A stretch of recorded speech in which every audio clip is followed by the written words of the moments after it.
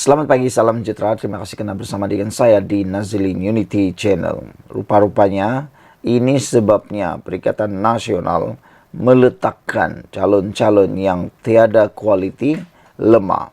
Sebelum kita teruskan ulasan kali ini, jangan lupa tinggalkan komen Anda, tekan butang subscribe.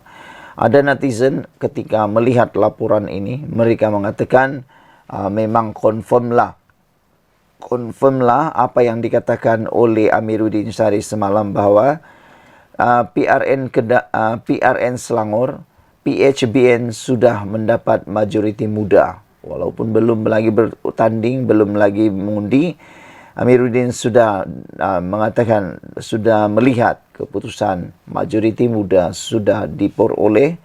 Cuma tinggal tunggu sahaja diumumkan, dan yang lebih penting, kata Amiruddin, mereka sedang menuju kepada usaha mau dapatkan 2/3 kerusi di Dewan Undangan Negeri Selangor. Namun ini satu lagi pendedahan yang paling panas dan pasti mengejutkan Azmin Ali. Perikatan Nasional tiada pilihan selain letak calon lemah, kata penganalisis. Itu sebabnya ada pergolakan dalaman sedang berlaku, pergolakan yang sangat besar sedang berlaku berkaitan dengan kes peletakan calon yang mana membabitkan beberapa nama besar, menimbulkan rasa tidak puas hati dalam akar umbi bersatu, dan telah pun mencetuskan pelbagai kejadian yang tidak diingini oleh Muhyiddin, antaranya peletakan jawatan dan juga keluar parti oleh ahli-ahli bersatu. Awang Azman Awang Pawi berkata, keputusan Perikatan Nasional tidak meletakkan calon yang sealiran dengan kem Azmin Ali boleh memakan diri. Perikatan Nasional PN mungkin tiada pilihan selain meletakkan calon yang sealiran dengan Azmin Ali, walaupun menunjukkan prestasi buruk pada PRU 15, kata seorang penganalisis. Awang Azman Pawi daripada Universiti Malaya berkata, keputusan gabungan itu tidak memilih calon tertentu, mungkin akan membunuh diri. Parti itu mungkin cuba mengelak pemberontakan dari kem Azmin, katanya kepada FMT. Sebab itu PN bergantung kepada Azmin, Dr. Afif Baharudin dan Rina Harun antara lain untuk mencapai kemenangan buat mereka. Walaupun orang dalam PN menganggap mereka calon tidak sesuai. Awang Azman berkata, calon-calon ini mungkin berada dalam kedudukan lebih baik untuk bertanding disebabkan pengalaman dan sumber keuangan mereka berbanding seseorang yang kurang mantap. Pada 1 Ogos, ahli Majlis Pimpinan Tertinggi Bersatu, Muhammad Faiz Naman, mempersoalkan mengapa parti itu mencalonkan mereka yang tewas pada PRU 15 sebagai calon PRN. Ini termasuk Azmin Ali yang bertanding di Hulu Kelang, Rina Harun Batu Tiga, Syasha Laina Abdul Latif Bukit Antara Bangsa, dan Dr. Afif Baharudin Taman Medan yang semua disifatkannya sebagai lemah kerana ditolak oleh rakyat.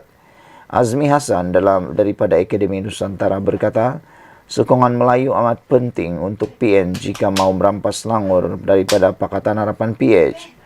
Pemilihan calon yang tepat amat penting di sini kerana pengundi Melayu mudah terpengaruh dengan isu sensitif. Jadi ia akan memainkan peranannya terutama apabila pengundi Melayu adalah majoriti di kawasan pilihan raya. Katanya, secara tradisi pengundi Melayu di Selangor Utara tidak menyokong PN dan salah memilih calon boleh meredam peluang gabungan itu untuk merampas negeri itu daripada PH. Di sinilah pengundi Melayu mereka adalah majoriti. Jadi sedikit rasa tidak puas hati terhadap pemilihan calon, terutama calon yang dianggap bukan ahli bersatu asal, boleh menimbulkan masalah, kata Azmi lagi. Sekian dulu untuk kali ini. Jangan lupa tinggalkan komen Anda untuk isu kali ini. PN tiada pilihan selain letak calon lemah, kata penganalisis. Beliau merujuk kepada kem Azmin Ali yang mengatakan bahawa Perikatan Nasional mungkin tiada pilihan selain meletakkan calon yang sealiran dengan Azmin Ali, walaupun menunjukkan prestasi buruk pada PRU 15, kata seorang penganalisis. Awang Azman mengatakan keputusan gabungan itu tidak memilih calon tertentu, mungkin akan memakan diri.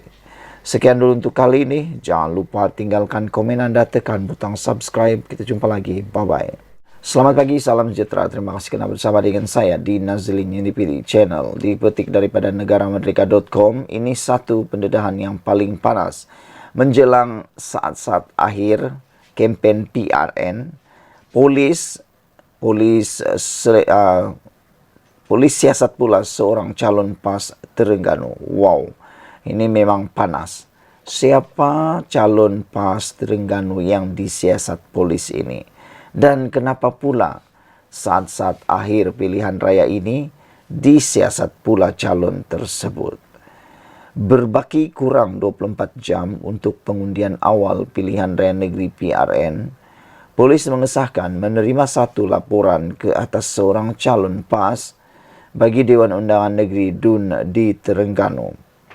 Ketua Polis Terengganu, Datuk Mazli Mazlan berkata, siasatan ke atas calon itu dibuat mengikut Seksyen 498 Kanun Keseksaan kerana memikat atau membawa pergi atau menahan seorang perempuan yang bersuami dengan niat jahat. Wow. Ini memang paling panas punyalah, kan? Bayangkan rupa-rupanya. Saya ingatkan ianya kes seperti fitnah, kes menabur cerita palsu ataupun kes-kes jenayah yang lain. Tapi ini kes yang lebih rasa lucu tapi panas. Menurut Ketua Polis Terengganu, Datuk Mazli Mazlan, beliau berkata siasatan itu dibuat mengikut Seksyen 498 Kanun Keseksaan kerana memikat atau membawa pergi atau menahan seseorang perempuan yang bersuami dengan niat jahat. Oh, ini bukan satu dakwaan yang ringan. Ini satu siasatan yang amat berat kerana ia melibatkan seorang perempuan yang sudah bersuami. Oh, ini bukan janda nih. Ini aku rasa lah kan dia ada suami. Aduh. Beliau turut memaklumkan siasatan masih lagi di peringkat awal. Laporan sudah diterima dan siasatan sedang dijalankan, katanya ketika dihubungi Esther Awani di sini pada Isnin. Mazli memberitahu ahli politik terbabit juga telah dipanggil untuk direkodkan kenyataan. Seksyen 498 Kanun Keseksaan itu memperuntukkan hukuman penjara hingga 2 tahun atau denda atau kedua-duanya sekali jika sabit kesalahan. Tak sangka saudara-saudara, hal begini pun boleh berlaku juga rupa-rupanya dalam calon atau pilihan raya. Tak sangka akan ada laporan polis berkaitan dengan kes seperti ini. Tak pernahlah saya nampak sebelum ini seorang calon disiasat mengikut Seksyen 498 Kanun Keseksaan kerana memikat atau membawa pergi atau menahan seseorang perempuan yang bersuami dengan niat jahat. Apa niat jahatnya pun saya tak tahu. Hanya polis yang tahu. Tapi Anda boleh tinggalkan komen Anda untuk isu kali ini. Calon PAS Terengganu disiasat polis kerana siasatan berkaitan laporan memikat atau membawa pergi atau menahan seseorang perempuan yang bersuami dengan niat jahat. Netizen mula bertanya-tanya, kenapa calon PAS ini kalau benar dia lakukan, kenapa dia sanggup lakukan, kata mereka. Sekian dulu untuk kali ini. Jangan lupa tinggalkan komen Anda, tekan butang subscribe. Kita jumpa lagi. Bye-bye. Selamat pagi, salam sejahtera. Terima kasih kerana bersama dengan saya di Nazlin Unity Channel. Saudara-saudara sekalian, dipetik daripada sabudin.com, ini satu soalan maut. Soalan maut Saifuddin buat Sanusi. Jawab bos, jangan tak jawab. Menteri Dalam Negeri Saifuddin Nasution Ismail terus membangkitkan persoalan kepada Menteri Besar Sementara Kedah Muhammad Sanusi Maknor berhubung dakwaan kecurian unsur nadir bumi RII di Bukit Enggam, Distrik Kedah. Hari ini Saifuddin mendakwa seorang warga tempatan dari Kuala Krai, Kelantan yang dikaitkan dengan dakwaan itu telah ditangkap dan dikenakan denda sebanyak RM130,000 pada Januari lalu kerana menceroboh hutan simpan Bukit Tenggang. Lelaki Cina itu dikatakan antara 40 orang termasuk 35 warga asing yang didakwa di Mahkamah Session atas pertuduhan menceroboh hutan simpan itu. Namun, kata Saifuddin, Kerajaan Kedah yang diketuai Sanusi kemudian mengeluarkan surat bertarikh 15 Mei untuk membenarkan syarikat milik lelaki itu untuk masuk ke kawasan sama dalam hutan simpan itu. Hari ini saya nak tanya Sanusi, kenapa keluarkan surat bertarikh 15 Mei untuk benarkan syarikat itu masuk di kawasan sama berkeluasan 500 hektar di hutan simpan? Jika lelaki itu sudah ditahan pada Januari, mengapa beri surat 15 Mei atas alasan membangunkan ladang hutan? Jadi kita nak tanya Sanusi, kata Saifuddin, sampai bila dia nak pertahan insiden kecurian ini? Mengapa surat dikeluarkan kepada orang yang sama yang ditahan dan didenda? Soalnya ketika sidang media hari ini. Setiausaha Agung PKR itu juga mendakwa lelaki tersebut ditahan sekali lagi pada Jun lalu. Dia berkata akan menunggu jawapan Sanusi berhubung perkara itu sambil membayangkan dia akan terus membuat pendedahan berkenan kes tersebut.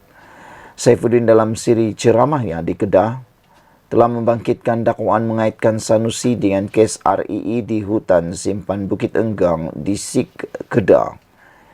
Sanusi pula berulang kali menafikan dakwaan itu dan mengancam untuk memfailkan saman terhadap Saifuddin. Malaysia kini tidak mendedahkan nama suspek kes jenayah yang bukan tokoh masyarakat selagi dia tidak didakwa di mahkamah. Sekian dulu untuk kali ini. Jangan lupa tinggalkan komen Anda, ikuti terus ulasan selepas ini. Selamat petang, salam sejahtera. Terima kasih kerana bersama dengan saya di Nazilin Unity Channel. Saudara-saudara sekalian, rupa-rupanya ini punca menantu Muhyiddin dikejar ataupun diburu oleh SPRM. Dan ramai netizen yang bertanya-tanya, kenapa menantu Muhyiddin ini dicari oleh SPRM dan apakah punca beliau diburu? Dan menurut laporan baru-baru ini yang telah pun kita bacakan dalam media sosial, dinyatakan bahawa anak Muhyiddin telah pun keluar negara dan sehingga waktu ini belum ada laporan ataupun belum ada dokumen yang menyatakan beliau telah masuk semula ke negara ini. Oleh sebab itulah SPRM mencari anak menantu Muhyiddin ini, dan Fahmi Fazil daripada Pakatan Harapan menyatakan bahawa kalau Muhyiddin benar-benar nak bantu Malaysia, beliau diarahkan atau disarankan untuk mendedahkan kedudukan lokasi anak menantu beliau itu bagi membantu siasatan SPRM. Dan rupa-rupanya ini dia saudara-saudara sekalian, punca utama anak menantu Muhyiddin ini diburu atau dicari oleh SPRM. Dana RM 10 juta. Punca SPRM mahu jumpa menantu Muhyiddin dan peguam. Rupa-rupanya ia berkaitan dengan dana yang berjumlah 10 juta ringgit. Dan itu sebabnya SPRM mahu berjumpa anak menantu Muhyiddin ini dan juga peguam itu. Dua individu yang dicari Suruhanjaya Pencegahan Rasuah Malaysia SPRM berkaitan siasatan kes, projek pendaftaran, pengambilan dan penyimpanan biometrik pekerja asing di sebuah kementerian dipercayai ada kaitan dengan penyelewengan membabitkan jutaan ringgit. Penyelewengan dan dana berjumlah kira-kira RM 10 juta itu dipercayai membabitkan kutipan caj pas lawatan kerja sementara PLKS yang dibayar kerajaan kepada sebuah syarikat. Menurut sumber SPRM, dana dianggarkan bernilai RM 10 juta itu sepatutnya dibayar kepada pemegang sukuk, namun dia dikatakan diseleweng. Dia dikatakan diseleweng beberapa individu untuk kepentingan diri sendiri. Siasatan mendapati pihak syarikat secara diam menukar akaun bank untuk penerimaan bayaran. Akaun asal dikawal oleh pemegang sukuk dan suspek tidak boleh mengeluarkan wang tanpa persetujuan pemegang sukuk. Selepas menukar akaun bank, kedua-dua suspek dikatakan dapat mengeluarkan wang sesuka hati. Disinilah kesalahan mereka, katanya ketika dihubungi hari ini. Beliau berkata, kes itu membabitkan agensi di bawah Kementerian Dalam Negeri KDN dengan siasatan mendapati kesalahan dilakukan pada Ogos hingga September tahun lalu. Pada masa sama, menurut sumber SPRM, tiada aset dirampas kerana semua wang yang diseleweng dipercayai sudah pun dibelanjakan. Kemarin, SPRM mengeluarkan kenyataan sedang mengesan dua lelaki bagi membantu siasatan kes penyelewengan projek pendaftaran, pengambilan dan penyimpanan biometrik pekerja asing di sebuah kementerian. Melalui kenyataan itu, SPRM memaklumkan pihaknya cuba menghubungi dua lelaki terbabit secara terus dan menerusi peguam, namun kedua-duanya enggan memberi kerjasama. Semakan rekod mendapati kedua-dua individu itu meninggalkan Malaysia, masing-masing pada 17 Mei dan 21 Mei lalu, dan tiada rekod mereka kembali ke Malaysia. Individu pertama adalah Muhammad Adlan Berhan, 48 tahun, mempunyai alamat terakhir di Sunway Kiara Hills, Jalan 3270E, Desa Sri Hartamas, Kuala Lumpur. Individu kedua pula ialah Mansur Saad, 69 tahun, beralamat terakhir di Jalan SS 191C, Subang Jaya, Selangor. Datuk Muhammad Adlan Berhan adalah menantu kepada bekas Perdana Menteri Tan Sri Muhyiddin Yassin yang juga pengerusi Perikatan Nasional PN, manakala Mansur adalah seorang peguam.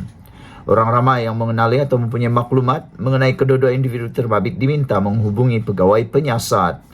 Pada 28 Februari lalu, BH melaporkan Muhyiddin ketika berucap di Parlimen menafikan dakwaan bahawa anak dan menantunya Muhammad Adlan memperoleh kontrak daripada Sistem Immigration Bersepadu Nasional NIISE.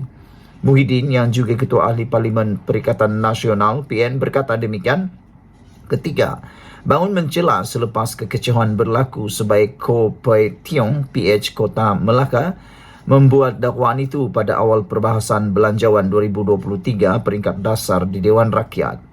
Kata Muhyiddin, saya sudah sebut, ia adalah pembohongan, fitnah, tidak betul dan pertuduhan yang berat nak menjatuhkan maruah saya dan juga maruah keluarga saya. Ini perkara yang berat, kata Muhyiddin lagi. Dalam masa sama, beliau juga menyifatkan laporan media mengenai isi itu sebagai berita palsu. Sekian dulu untuk kali ini. Jangan lupa tinggalkan komen Anda, tekan butang subscribe. Kita jumpa lagi. Bye-bye. Selamat pagi, salam sejahtera. Terima kasih kerana bersama dengan saya di Nazilin Unity Channel. Selepas Vincent Tan sah menyaman Sanusi dengan nilai 200 juta yang netizen kata mungkin akan memufliskan dan menamatkan kerjaya politik Sanusi, akhirnya ini yang berlaku terhadap Sanusi. Disangkakan Sanusi akan membuat permohonan maaf seperti yang dituntut oleh Vincent Tan. Namun dengan kedegilan dan ketegaran Sanusi sendiri, Sanusi mengambil keputusan untuk tidak mohon maaf kepada Vincent Tan. Jadi maknanya sahlah. Sanusi akan turun naik mahkamah berkaitan dengan fitnah oleh daripada berkaitan dengan tuntutan saman fitnah oleh Vincent Tan terhadap Sanusi Madnor. Jadi dia akan jadilah kluster mahkamah paling banyak kes di mahkamah, Sanusi Madnor. Menteri Besar sementara Kedah Muhammad Sanusi Madnor enggan tunduk terhadap tuntutan permohonan maaf terbuka daripada pengasas dan penasihat Berjaya Corporation Berhad Vincent Tan dan Berjaya Land Berhad. Kata Sanusi, dia tak nak minta maaf. Kes itu sedang berkembang dan dokumen-dokumen sedang didedahkan, kata Sanusi. Tak pastilah apa dokumen-dokumen yang sedang diperoleh oleh Sanusi ini. Dan kalau benar, kita tunggulah nanti.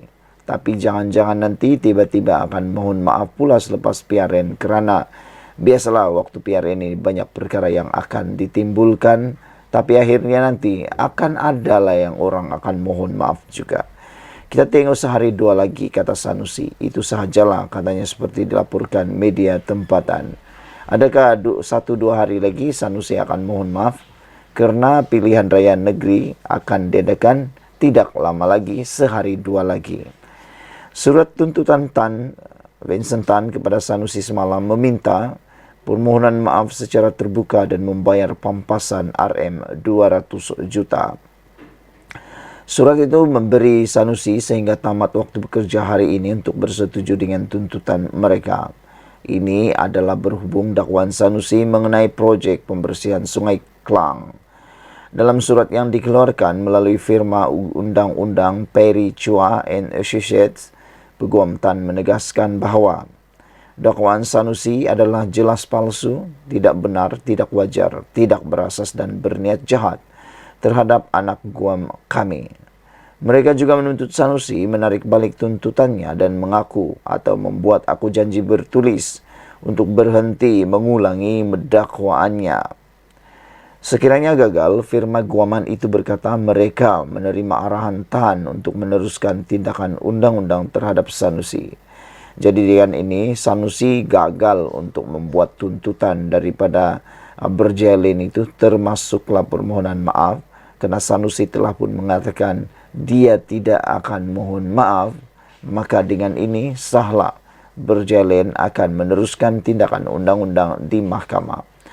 Syarikat guaman itu memberi amaran bahawa dakwaan Sanusi boleh dikenakan tindakan di bawah Seksyen 499 Kanun Keseksaan kerana fitnah jenayah yang boleh dihukum penjara sehingga 2 tahun, denda atau kedua-duanya sekali. Oleh itu, anak guam kami berhak untuk membuat laporan polis terhadap anda, kata mereka dalam surat bertarikh 4 Ogos. Sanusi sebelum ini memberitahu Malaysia kini akan membuktikan tuduhannya itu di mahkamah. Saya secara pribadi saya tunggu dan akan tunggu apa yang dikatakan oleh Sanusi ini benar atau tidak. Dan menurut Sanusi, dia tidak mahu memohon maaf kerana Sanusi kata kes itu sedang berkembang dan dokumen-dokumen sedang didedahkan. Kita tengok sehari dua lagi, itu sahajalah, kata Sanusi. Yang menjadi persoalan sekarang oleh netizen dan juga penganalisis politik, pengkritik politik ialah apa maksud Sanusi kes ini sedang berkembang? Adakah maksudnya kes itu sedang berkembang kerana sekadar panas-panas di telinga para pengundi, ataupun memang benar kes itu telah pun mempunyai bukti dokumen yang sedang diperlukan?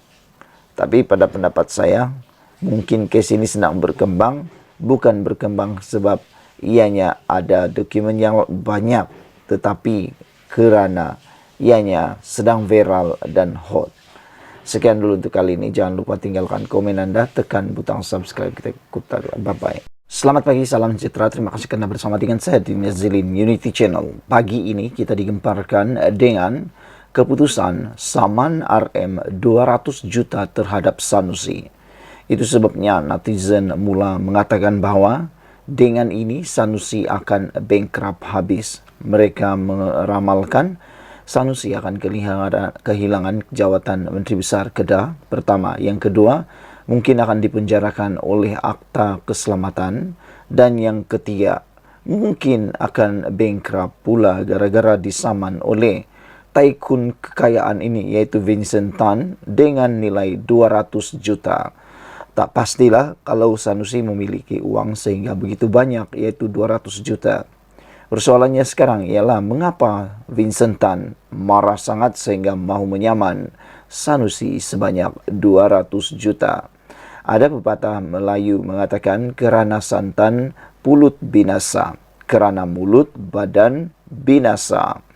Saudara-saudara sekalian, pengasas kumpulan berjaya Tan Sri Vincent Tan mengemukakan saman terhadap Menteri Besar Kedah Datuk Seri Muhammad Sanusi Maknor dengan menuntut pampasan ganti rugi sebanyak 200 juta ringgit. Ia susulan kenyataan berunsur fitnah didakwa dibuat Muhammad Sanusi mengenai projek Gerbang Maritim Selangor SMJ. Kumpulan berjaya dalam satu kenyataan berkata, satu surat tuntutan telah dihantar kepada Sanusi pada 5 Ogos lalu, menuntut beliau menarik balik kenyataan itu tanpa syarat. Syarikat itu juga menuntut Sanusi agar memohon maaf secara terbuka, memberi jaminan tidak mengulangi tuduhan itu dan membayar pampasan sebanyak 200 juta. Sekiranya Sanusi gagal mematuhi tuntutan itu menjelang 8 Ogos ini, satu tindakan undang-undang akan diambil terhadap beliau. Pada masa sama, Vincent dan Berjaya Land turut membuat laporan polis terhadap Sanusi dan beberapa individu seperti blogger Murray Hunter, Badrul Hisham Shaharin, lebih dikenal sebagai Cikgu Bad, dan Raja Petra Kamarudin atas penerbitan kenyataan-kenyataan fitnah terhadap SMJ menurut kenyataan itu pada Isnin. Sementara itu, Vincent Tan berkata, kenyataan-kenyataan fitnah itu telah mencerminkan integriti, reputasi dan imej beliau serta Berjaya Land. Tuduhan-tuduhan yang dilemparkan ini telah menimbulkan keraguan dan mencetuskan syak sangka tanpa sebab mengenai usaha perniagaan serta inisiatif kedermawanan yang sah. Kami ingin menyampaikan mesej yang jelas bahawa sesiapa yang membuat sebarang kenyataan yang berbau palsu dan mencerminkan imej kami tidak akan dipandang endeng, dan kami ingin pihak yang terlibat bertanggungjawab atas tindakan mereka, kata beliau lagi. Untuk rekod, Sanusi yang juga pengarah pilihan raya PN kini berdepan dengan beberapa kes di mahkamah dan juga tuntutan saman. Ini sebabnya ramai netizen mengatakan bahawa Sanusi selepas PRN ini akan digelar sebagai Raja Turun Naik Mahkamah. Manakan tidak digelar Raja Turun Naik Mahkamah kerana kes yang beliau hadapi setakat ini sudah pun mencecah 6. Dan kalau tak silap, ada 6 semuanya. 2 yang sah didakwa di bawah Akta Keselamatan ataupun Akta Hasutan. 3 lagi ialah saman daripada Anwar Ibrahim dan beberapa saman yang lain termasuk Amiruddin. Dan yang terbaru ialah saman Vincent Tan. Sekiranya semuanya ini berjalan serentak, pastilah kini Sanusi bakal akan turun naik mahkamah untuk menyelesaikan kes tersebut. Jadi netizen mula bertanya-tanya, bila masa Sanusi akan dapat mentadbir negeri Kedah kalau dia menjadi Menteri Besar sekali lagi? Bilakah masanya Sanusi akan berada di pejabat, kata mereka, kerana kesibukan turun naik mahkamah? Itu persoalan yang dilemparkan oleh netizen akibat daripada beradanya selonggoknya saman dan kes mahkamah terhadap Sanusi. Pada 17 Julai lalu, beliau didakwa di Mahkamah Session atas 2 tuduhan mengeluarkan kata-kata menghasut berhubung isu pelantikan Menteri Besar Selangor dan berhubung penubuhan kerajaan perpaduan dalam satu ceramah. Beliau didapati melakukan perbuatan yang mempunyai kecenderungan menghasut dan menyebut perkataan yang mempunyai kecenderungan untuk membangkitkan perasaan tidak setia terhadap mana-mana raja. Selain itu, Sanusi juga berdepan dengan tindakan Undang-Undang Menteri Besar Selangor Datuk Seri Amiruddin Syari berkaitan ucapan fitnah pada Majlis Jelajah Mega Base sehingga Kedah Sejahtera di dataran Darul Aman Jitra di Kedah. Sanusi mendakwa Amiruddin turut terlibat dalam skandal dengan pengasas kumpulan berjaya Tan Sri Vincent Tan dalam projek pembersihan Sungai Klang. Ekoran itu Berjaya Land turut membuat laporan polis dan mengambil tindakan undang-undang terhadap kenyataan Sanusi yang dibuat secara melulu dan berniat jahat berkait syarikat itu. Ketua Pegawai Eksekutif Kumpulan Berjaya Land, Said Ali Sahluhul Ahmed berkata, pihak syarikat secara kategorikal dan tegas menafikan semua tuduhan tidak berasas ketika Sanusi berucap dalam ceramah pada 2 Ogos di Kedah. Sekian dulu untuk kali ini. Jangan lupa tinggalkan komen anda, tekan butang subscribe. Kita jumpa lagi. Bye-bye. Selamat petang, salam sejahtera. Terima kasih kerana bersama dengan saya di Nazilin Unity Channel. Ada orang kata Sanusi dah berehat. Ada orang kata Sanusi tak hadir ceramah kerana nak berehat dan macam-macam lah dakwaan dan macam-macam lah kata-kata yang kita dengar, termasuklah laporan polis telah dibuat kerana ada mendakwa Sanusi di dalam keadaan yang bahaya dan sebagainya. Rupa-rupanya bukan itu yang berlaku. Ini yang berlaku. Ikuti terus ulasan kali ini. Anda share kepada ramai orang. Sebenarnya ini yang mungkin berlaku. Dinasihatkan kurangkan aktiviti. Sanusi kini disedari adalah liability. Rupa-rupanya macam yang saya kata sebelum ini, oleh kerana kelantangan dan keceluparan, kadang-kadang celuparnya mulut Sanusi ini, menyebabkan beliau terhimpit, terjerumus dalam masalah kepada diri sendiri. Buktinya, 2 pertuduhan pendakwaan terhadap beliau telah dibuat di bawah akta hasutan gara-gara terlalu sembang kencang. Dan ini kali pula apa yang terjadi, Sanusi kini disedari adalah liability. Anda tahu apa maksud liability? Maksud liability itu ialah bebanan kepada PAS Perikatan Nasional. Dengan begitu banyak serangan mudah kepada Sanusi, peluru-peluru yang boleh ditembakkan kepada Sanusi yang percuma sekarang ini, amat dilihat dengan jelas Sanusi kini adalah liability kepada PAS dan Perikatan Nasional. Pada mulanya, berikutan Menteri Besar Kedah Sanusi Mat Noor tidak muncul dalam beberapa program kempen semalam. Konon dikatakan ketidakhadirannya itu kerana faktor keselamatan. Setiausaha politiknya Afnan Hamidi Taib Azamuddin dilaporkan berkata, Sanusi dinasihatkan tidak berada di pentas ceramah buat masa ini kerana bimbang keselamatannya. Pagi tadi, Menteri Besar ada mesyuarat di Kuala Lumpur yang membincangkan perkara besar, dan daripada itu dia dinasihatkan beliau untuk tidak meneruskan ceramah pada malam ini kerana dipercayai ada perangkap yang dipasang oleh musuh. Perangkap itu menghendaki Menteri Besar kita masuk ke dalam itu. Dia pegang dan buat sesuatu yang tidak dijangka. Waktu ini kita kena sedia dengan segala kemungkinan. Saya dah sebut dah dalam tempoh sehari 2 ini, kemungkinan akan berlaku sesuatu dahsyat dakwanya lagi. Ikut hukum akal, amat tidak logik dan sukar sebenarnya menerima kemungkinan wujudnya suatu ancaman keselamatan terhadap Sanusi. Ini kerana beliau bukan pemimpin yang berbahaya. Sebaliknya, hanya banyak merapu dan buat lawak saja dalam ceramahnya. Pernahkah kita dengar ada pelawak di dunia ini diancam bunuh, hendak ditangkap atau diperangkap oleh sesiapa? Kalau mau dikira, Anwar Ibrahim ketika berkempen PRU 15 lalu jauh lebih popular dan digilai rakyat kemana saja beliau turut berkempen. Tetapi, pernahkah kita mendengar Anwar ada diancam keselamatannya, sehingga beliau membatalkan hadir dalam program-program yang sudah ditetapkan? Tidak pernah kan? Lagipun, Sanusi juga sentiasa dikawal oleh pegawai pengiring daripada PDRM setiap masa. Selain unit amal PAS sendiri sejak sekian lama tidak juga kurang hebatnya dalam memberi kawalan kepada para pemimpin-pemimpin mereka. Jadi, di mana tidak selamatnya Sanusi?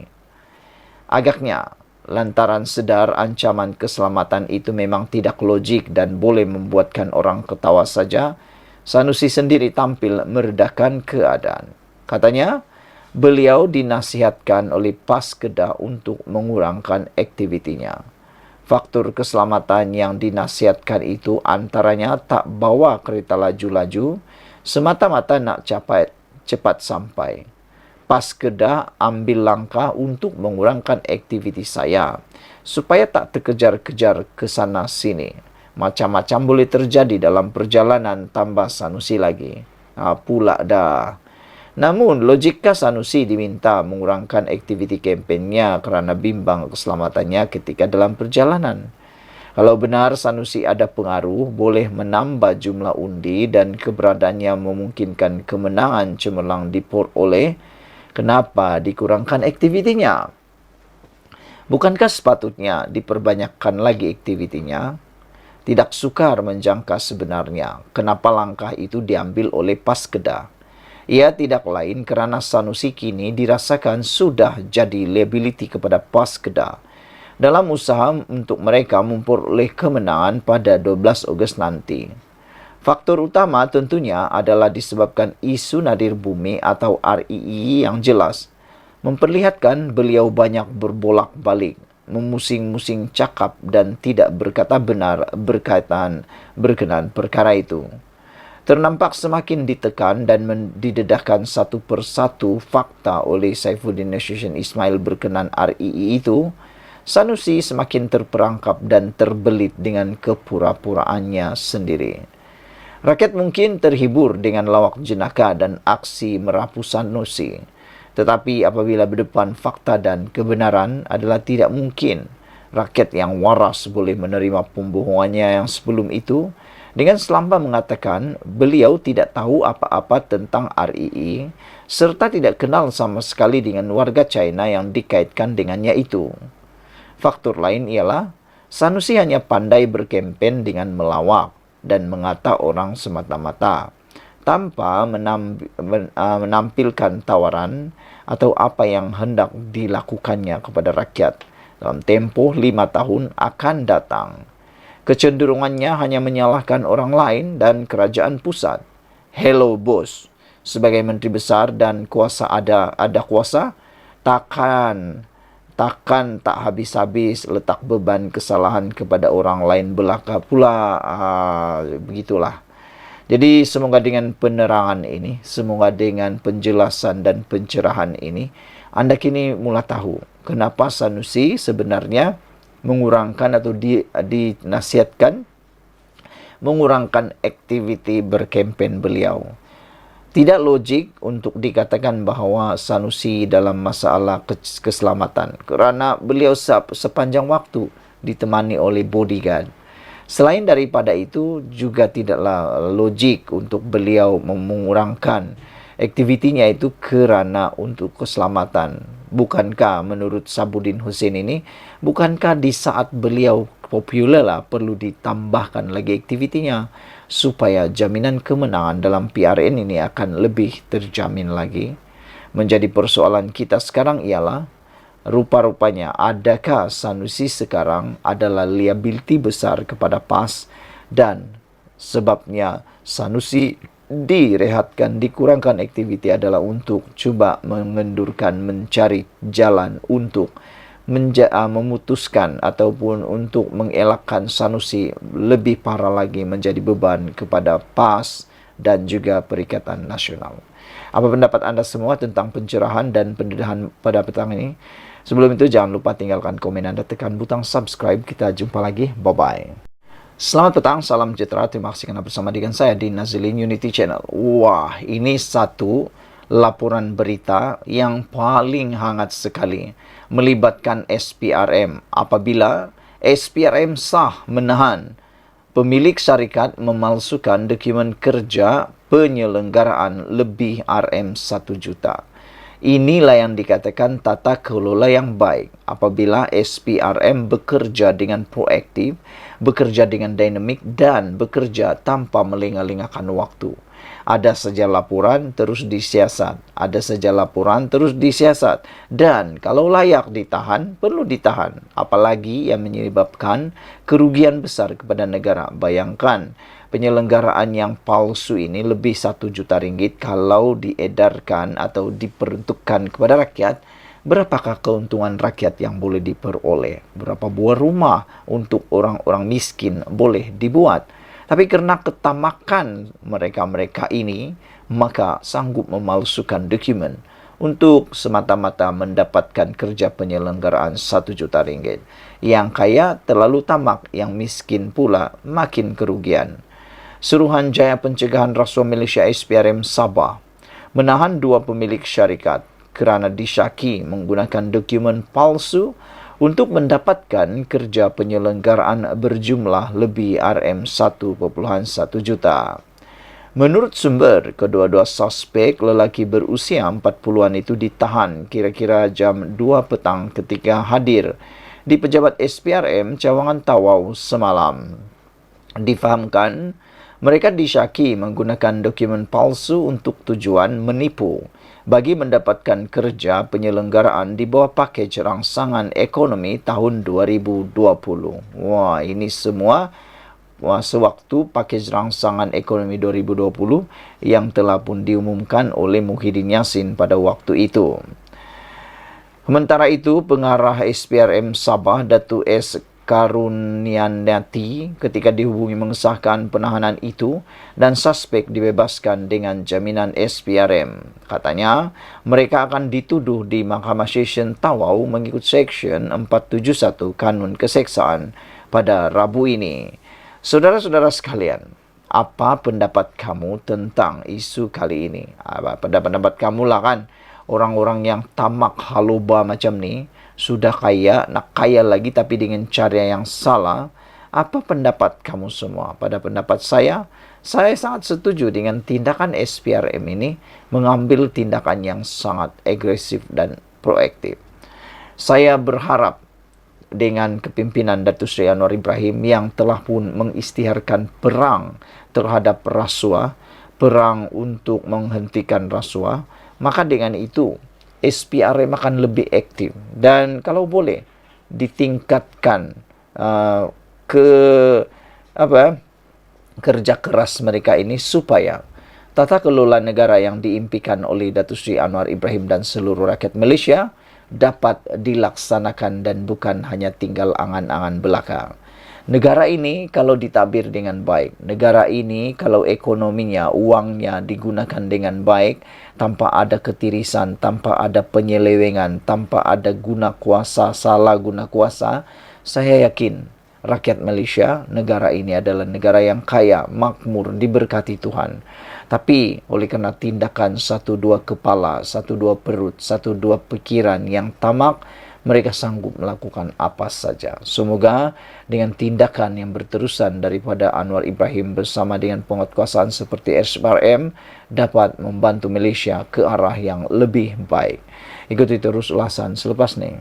Selamat petang, salam sejahtera. Terima kasih kerana bersama dengan saya di Nazilin Unity Channel. Disahkan hari ini, belum pun pilihan raya, belum pun mengundi, belum pun buang undi, belum pun pangkah undi, belum pun buka pusat mengundi, sudah disahkan. Pakatan Harapan Barisan Nasional sudah peroleh majoriti muda di Selangor. Itu pendedahan daripada Amiruddin, Menteri Besar Selangor yang sementara. Sebelum kita teruskan ulasan hangat menarik pada petang ini, jangan lupa anda tekan butang subscribe dan tekan butang like untuk menimbulkan suasana.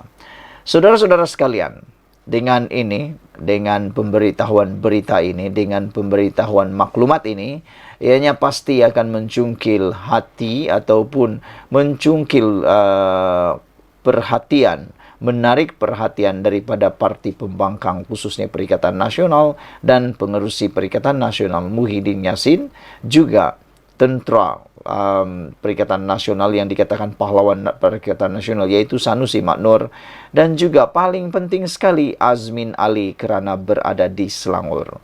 Dinyatakan oleh Amiruddin sekali lagi, gabungan kerajaan perpaduan sudah peroleh majoriti muda di Selangor. Macam mana?